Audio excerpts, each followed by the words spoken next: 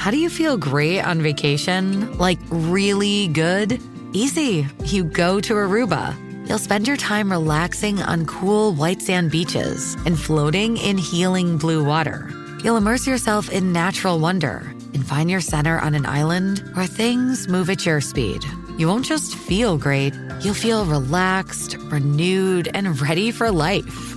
That's the Aruba effect. Plan your trip at Aruba.com. Have you ever noticed how a calm mind can really set the stage for a good night's sleep? That's the idea behind our new podcast, Good Sleep. Greg, our host from Optimal Relationships Daily, is here to help ease you into a peaceful night's rest with some positive affirmations. And these affirmations aren't just comforting, they can help ease anxiety and nurture positive thoughts, setting you up for true good sleep. So, press play on Good Sleep tonight because a good tomorrow starts with a good night's sleep. Just search for Good Sleep in your podcast app and be sure to pick the one from Optimal Living Daily. This is Optimal Health Daily, episode 2459. Why Goal Setting Isn't Enough. 5 Key Steps to Smash Your Goals by Emma Slade with lesmills.com. And I'm Dr. Neil, your host and narrator. And with that, let's jump right in and get right to another post and continue optimizing your life. Why Goal Setting Isn't Enough. 5 Key Steps to Smash Your Goals by Emma Slade with lesmills.com. As the name suggests, behavior change techniques are the different tools and strategies used to assist in motivating the adoption or modification of a specific behavior. Experts have identified a total of 93 behavior change techniques that can be used by the healthy adult population to change physical activity behavior. Some are more effective than others, and there is one that ranks head and shoulders above the rest. The number one technique you need to know about: self-monitoring of behavior.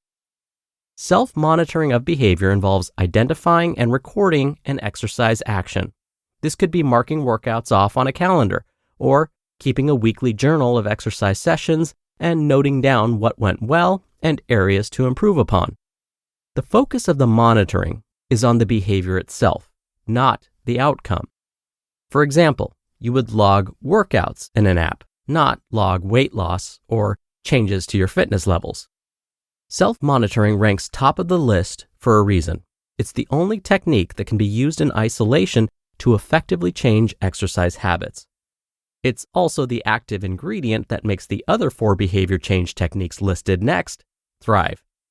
You can use any or all of the other behavior change techniques. However, without self-monitoring, those efforts may not be effective. 2. Goal setting of behavior. Goal setting is the classic go-to when it comes to kicking off fresh exercise resolutions. This is understandable as it makes sense to identify your destination when it comes to planning your journey. There are a few things to remember, though, when setting goals. It's best to set a goal focused on behavior rather than an outcome. A behavioral goal might be walking 3 kilometers or about 1 3/4 miles every day, or doing 3 workouts a week. An outcome goal is losing 5 kilograms or about 11 pounds over 10 weeks. Behavioral goals dial the focus to the process of living a life with more exercise rather than pinning all efforts upon a distant outcome, which will probably occur anyway when you focus on the behavior. When you focus only on an outcome, it can leave a what now feeling once that outcome has been reached. It also makes it harder to reflect and monitor the process of behavior change, which can negatively influence both physical and psychological improvements. Goals do not always need to be specific, particularly if you're just starting an exercise regimen. In this case, vague goals such as walking more or pushing harder this week can be ideal. If you're a regular exerciser, relative goals are important. For example, increasing the lower body weights you lift by 5% from the previous month is a solid goal that's relative to your current exercise and fitness level. Goals you create and set yourself are ideal, but collaborative goal setting with a trainer or coach can also be very beneficial for adding extra accountability. And finally, daily goals are the most effective when it comes to producing behavior change, and they need to be reviewed at least weekly or every 2 weeks. 3. Feedback on behavior. This involves gaining informative or evaluative feedback on your performance of a specific behavior. For example, by wearing a smartwatch, you can record steps walked and see how your daily physical activity influences your total step count. Another example is having a fitness instructor provide feedback on form and intensity during workouts. This type of feedback will shape further and future action. 4. Action planning. Intentions are great, but without action, intentions remain just that. This is why it's important to plan detailed information regarding your intended exercise behavior. You need to consider context, frequency, duration, and intensity, and identify the when, where, and how of your exercise plan. For example, planning to walk around the neighborhood with your partner for 30 minutes every weekday before work. Action planning can also involve the if-then strategy to help you overcome behaviors. For example, if I get held up at work and miss the 6 p.m. gym class, I'll go home and do a Les Mills Plus workout.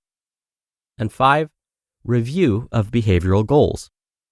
Reviewing goals is important, as behavior change may ideally lead to achievement or, on occasions, falling slightly short of the intended behavior.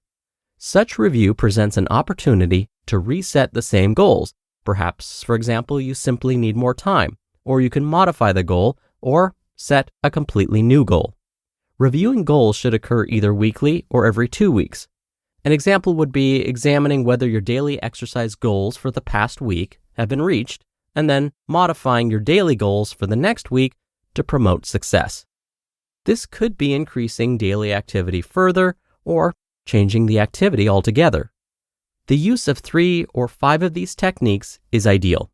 Above all, though, developing self-monitoring behaviors to help sustain new exercise behaviors is key to forming a long-term relationship with exercise. The theory behind behavior change techniques.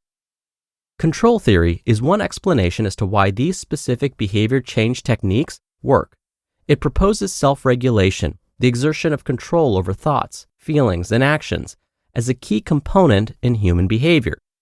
By seeking feedback regarding your self-regulation efforts and adjusting accordingly, you can achieve your goals. Recognition of a discrepancy between your current state and your ideal state promotes behavior change towards reducing the discrepancy via such self-regulation. A helpful analogy is that of a thermostat within a house. A goal temperature is set, that would be like goal setting, and the thermostat implements actions to change the temperature towards the goal, working its way incrementally, degree by degree, which would be tracked via self-monitoring. If the actions are too hot or too cold, this would be feedback on behavior. The thermostat continues adjusting accordingly towards the goal temperature. A form of action planning may take place, whereby the thermostat only starts working to increase the temperature if the temperature during the night drops to a certain low degree, and a review of goals might take place as the season starts to change, say from winter to spring, and thus different temperature goals are required. In summary, your continued striving towards a goal is dependent upon the feedback you receive. Self-monitoring, setting goals and action plans, and reviewing and obtaining feedback on these goals is key to helping control your behavior and efforts. You just listened to the post titled, Why Goal Setting Isn't Enough: 5 Key Steps to Smash Your Goals by Emma Slade with lesmills.com, and I'll be right back with my commentary. When you're hiring, it feels amazing to finally close out a job search. But what if you could get rid of the search and just match? You can with Indeed. Indeed is your matching and hiring platform with over 350 million global monthly visitors and a matching engine that helps you find quality candidates fast. Ditch the busy work. Use Indeed for scheduling, screening, and messaging. 93% of employers agree Indeed delivers the highest quality matches compared to other job sites. One of the things I love about Indeed is that it filters out incompatible applicants. So when you're hiring, the process is much faster and you only have to consider applicants that are already likely to be a great fit. and listeners of this show will get a $75 sponsored job credit to get your jobs more visibility at Indeed.com/health. Just go to Indeed.com/health right now and support our show by saying you heard about Indeed on this podcast. Indeed.com/health. Terms and conditions apply. Need to hire? You need Indeed. Dr. Neal here for my commentary. I know that when it comes to changing our habits, things can start to feel very overwhelming very quickly. Sometimes when we hear a list of steps that we have to take in order to break a habit or start a new one, it may feel like we're already defeated even before we get started. Please try not to feel this way. The best way to start is to do just that. Start. But if you want to increase your chances of success, today's author, Emma, gave us some super helpful tips. Even if your first step is to simply start with Emma's first suggestion, meaning tracking your behavior, that counts.